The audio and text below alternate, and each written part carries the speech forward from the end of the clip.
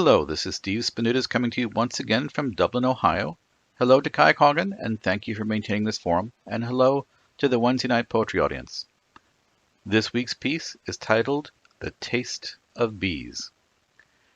Admete Metro sat with her young son, Exander, in the waiting room of a local medical clinic. Both individuals exuded a surprising sense of calm, despite the 23 swollen bee stings, slowly oozing globules of yellow pus down his left arm and the left side of his face.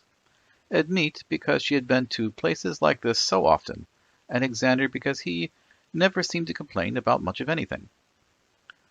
An old woman entered the waiting room and sat down across from them. She was thin and pale and wore a strangely old-fashioned black dress, with a black scarf tied around her feathery white hair.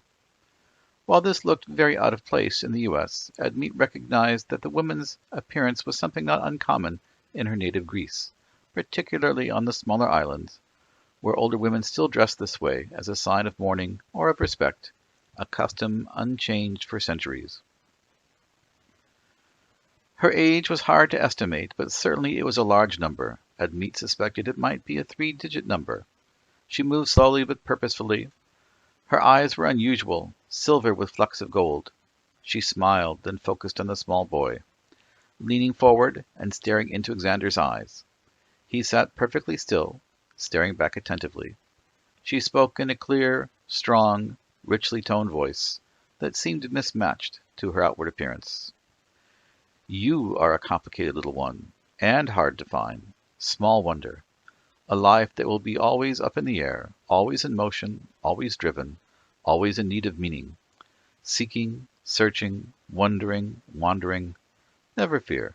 One day you will find all that you seek, and more. So much more. Be careful what you wish for. You will need protection for life such as this. Take what I have. It will serve you well. I no longer have need of such things.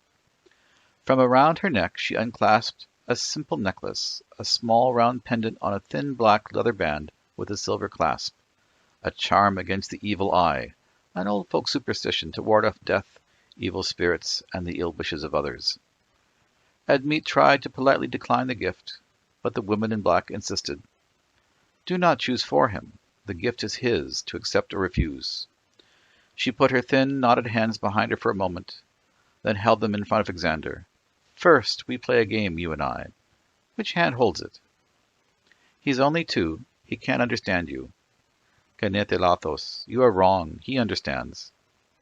Exander reached out with his right arm, the one without the bee stings, and tapped her left hand 3 times. Aftotoena. She revealed it to him, and he smiled.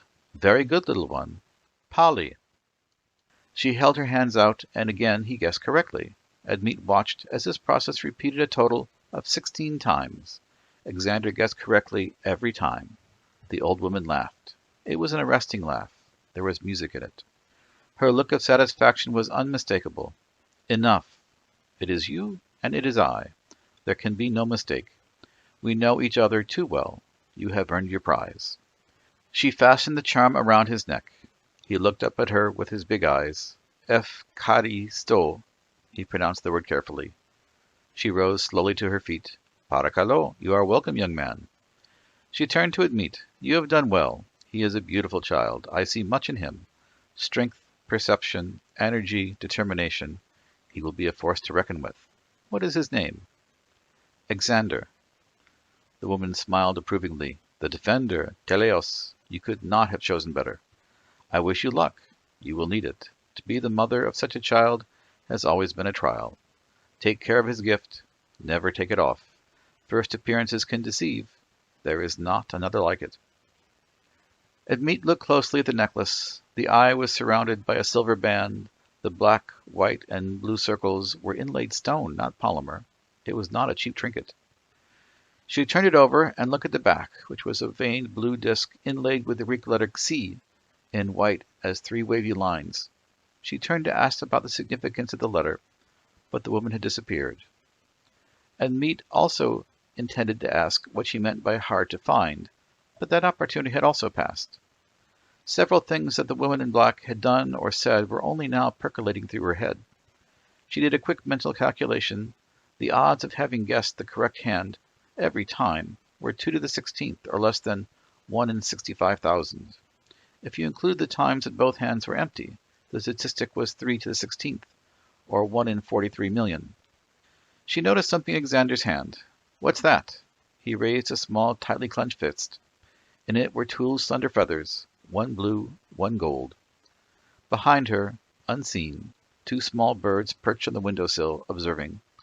They appeared to nod their heads, in agreement, and flew away, their blue and gold wings flashing in the bright afternoon sunlight. That was The Taste of Bees, from the prologue to Explorers, a book in the Republic of Dreams. Thank you for listening, and once again, as always, thank you to Kai Coggan.